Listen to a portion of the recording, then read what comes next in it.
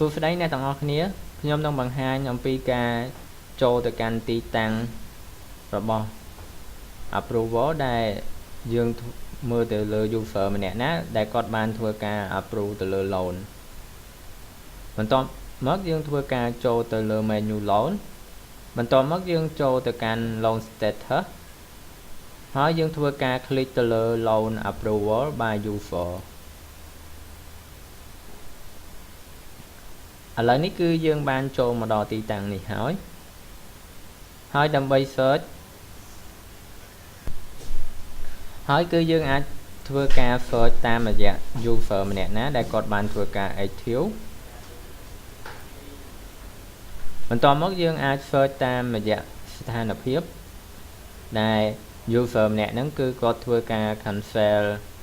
កម្ចីហ្នឹងឬមួយក៏គាត់បាន approve លើកម្ចីហ្នឹងហើយគឺយើងអាច search បានតាមរយៈថ្ងៃដែលគាត់ធ្វើការ approve ហើយយើងអាច search តាមរយៈជាប្រភេទកម្ចីជាប្រភេទប្រាក់ដុល្លារឬមួយក៏ជាប្រាក់រៀលបន្ទាប់មកយើងធ្វើការ click ទៅលើប៊ូតុង search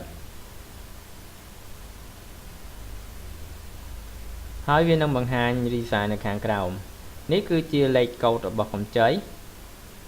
នេះគឺជាឈ្មោះអ្នកដែលបានធ្វើការ active ទៅលើកម្ចីហើយនេះគឺជាស្ថានភាពគឺស្ថានភាពនៅកម្ចីមួយនេះគឺបាន cancel កម្ចីចេញហើយនេះគឺជាថ្ងៃខែហើយនឹងម៉ោងដែលបានធ្វើការ cancel ហើយនេះគឺជា description គឺមិនបានចុះទេ